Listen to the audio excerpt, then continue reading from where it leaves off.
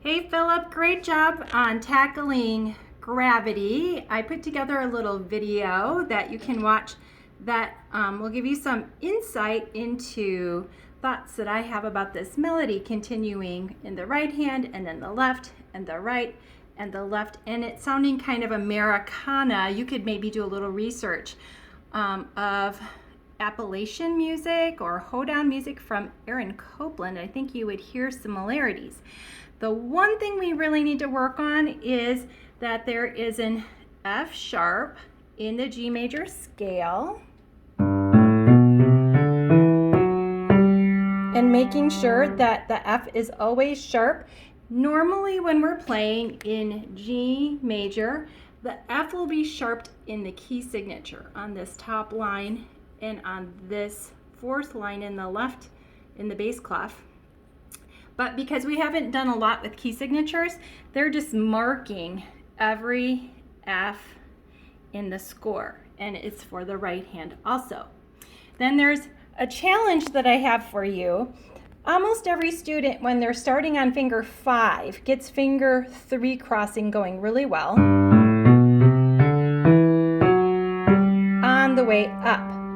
However, most students forget to go back down exactly the way they came up. So going down, we would go 1, 2, 3, and then this is where the thumb goes on the D, so that we can go back up with exactly the same finger numbers.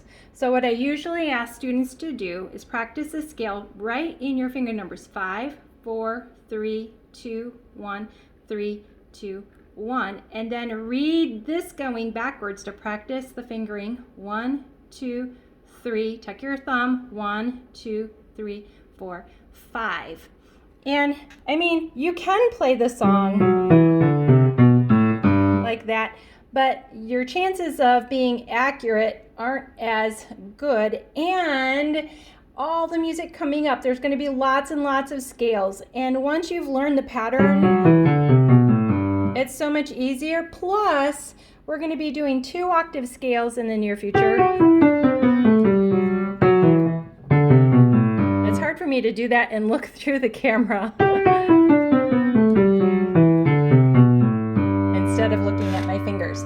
So we need to learn the fingering. Cross with 3. 1, 2, 3, cross with thumb.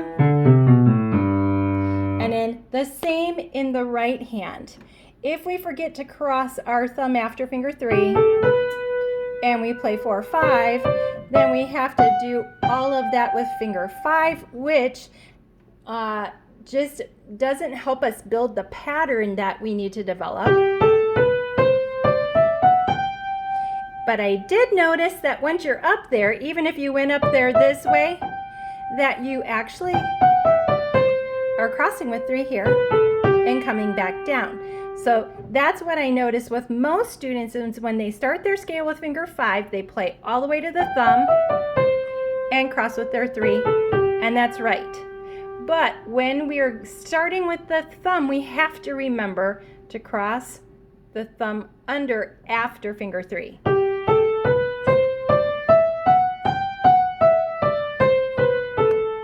So practicing starting with finger 5 and then go back up the same way.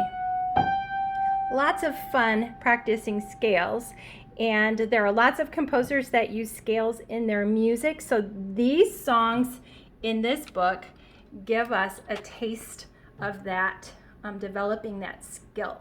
So you're so close to finishing Gravity, and I guess we have about a 4-week break.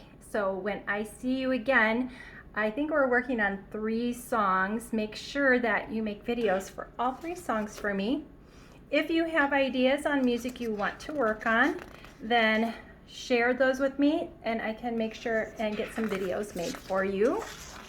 And then we will be moving into F major.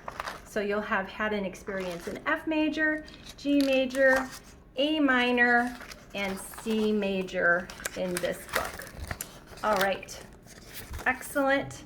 I can't wait to hear your G major scale, and make sure that you're working on that new fingering. See you soon.